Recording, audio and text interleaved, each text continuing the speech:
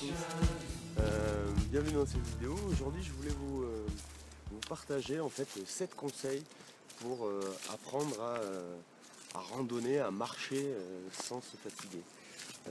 C'est vrai qu'il y a beaucoup de gens qui pensent, des gens qui n'ont pas forcément l'habitude de venir en montagne, qui pensent que en fait, pour faire une belle randonnée, pour faire un joli sommet ou accéder à un lac, il faut être très entraîné physiquement, il faut avoir l'habitude, voilà.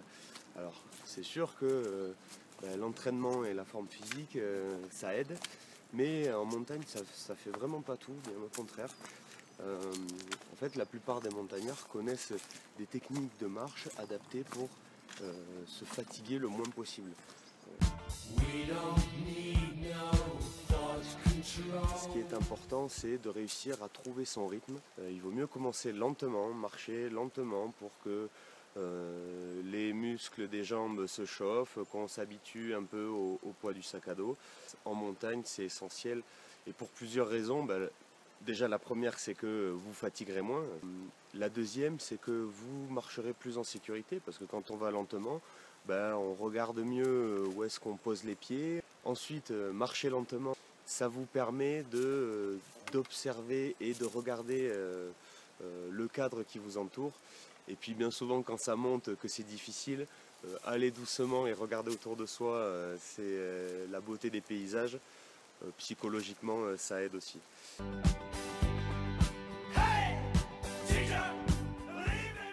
Les raccourcis, il y en a systématiquement des raccourcis sur les chemins. On a toujours l'impression que ça va nous permettre d'aller plus vite et qu'on arrivera plus rapidement.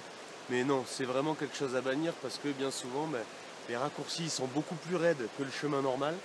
Et alors certes, vous allez peut-être aller plus vite, mais sur la totalité de la randonnée, vous allez plus vous fatiguer et finalement, vous gagnerez très très peu de temps. Les raccourcis, typiquement, je ne sais pas si vous voyez le chemin qui est derrière moi, c'est le chemin classique. Et puis là derrière, il y a des raccourcis, alors je ne sais pas si on voit bien dans la vidéo, mais qui remontent tout le pierrier. Et voilà, la pente est très raide. Et je pense vraiment pas que ça vaille le coup de se fatiguer en prenant des raccourcis. Prenez le chemin le plus plat possible. Et dès que vous avez des grandes pentes, des endroits assez raides, faites des zigzags plutôt que de monter tout droit. Essayez de faire le plus de zigzags possible.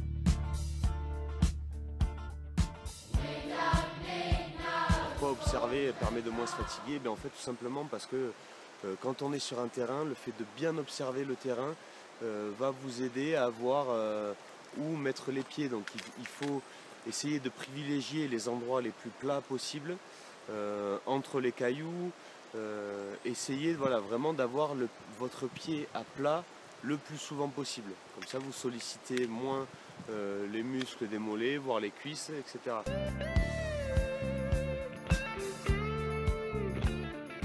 Alors il y en a plein qui disent oui, les bâtons à la montagne, j'aime pas ça, ou les bâtons c'est pour les vieux, les bâtons c'est pour les touristes et tout, blablabla. Bla, bla, bla. Les bâtons, c'est ultra efficace quand on marche, pour plusieurs raisons.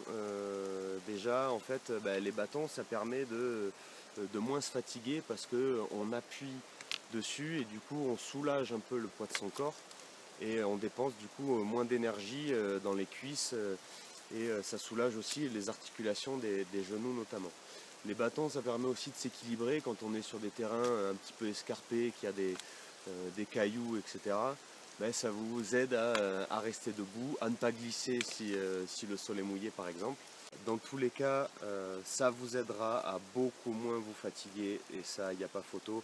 Ça marche aussi bien en montée qu'en descente et franchement les bâtons de randonnée, c'est tout léger, c'est pas du tout encombrant, vous pouvez les accrocher sur le sac en un clin d'œil.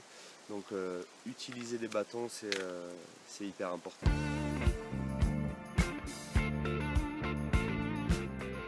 Et essayez de vous débarrasser de toutes les choses inutiles dans le sac, des choses dont on ne se sert pas forcément. Voilà, quand vous faites votre sac, essayez de prendre le strict minimum. C'est très important parce que très souvent, au début de la rando, on se dit oui, bon ça va, mon sac est un peu lourd, mais ça va aller, ou je vais me chauffer, ça va aller.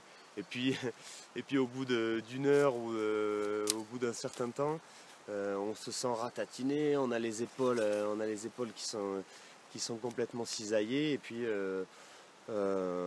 très rapidement on a envie de tout jeter, quoi. Ça peut vite devenir un calvaire de marcher avec un sac très lourd.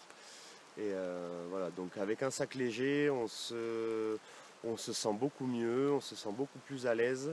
Autre chose importante aussi, c'est d'utiliser des vêtements légers et respirants si possible. Évitez d'emmener votre gros manteau de ski, votre plus gros pull en laine parce que vous avez peur d'avoir froid. L'idéal étant d'utiliser le principe du multicouche, mettre plusieurs petites couches pour se tenir chaud, quoi. Voilà, et puis aussi c'est beaucoup plus agréable quand on marche avec un sac dans le dos. Bien souvent on transpire dans le dos. Avec des vêtements légers et respirants, on transpire beaucoup moins, ou en tout cas ça sèche beaucoup plus vite, donc c'est quand même idéal. Donc le conseil de la légèreté, ça c'est vrai que ça change tout. Avant c'est quelque chose que je pratiquais pas du tout, et maintenant de plus en plus je me rends compte que ça aide énormément.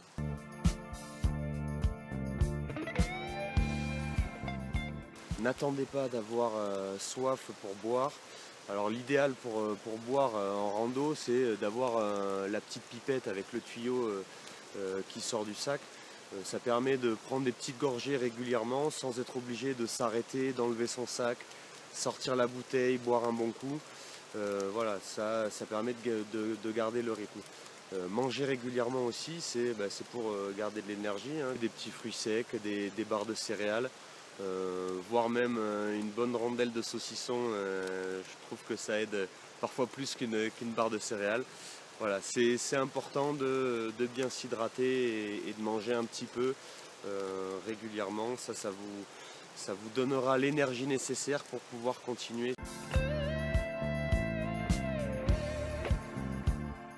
Vous serez d'autant plus content de les avoir atteints, et puis la fois d'après vous pourrez vous fixer un objectif un peu plus élevé, et voilà, vous progresserez comme ça, plutôt que de vous dire non, je vais à tout prix aller jusque là-haut, et puis physiquement vous n'arrivez pas à y aller et vous êtes obligé de faire demi-tour, et du coup vous n'atteignez pas votre objectif.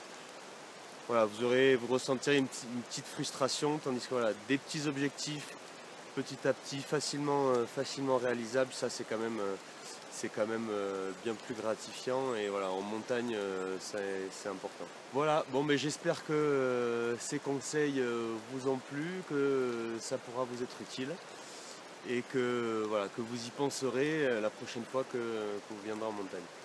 Bon, moi je vais continuer de redescendre sous la pluie malheureusement. Et puis je vous dis merci à tous d'avoir regardé cette vidéo. N'hésitez pas à la commenter en dessous, hein, pour m'apporter vos suggestions, vos remarques, comme d'habitude. Voilà, je vous dis merci, à très bientôt, et Adi Schatz.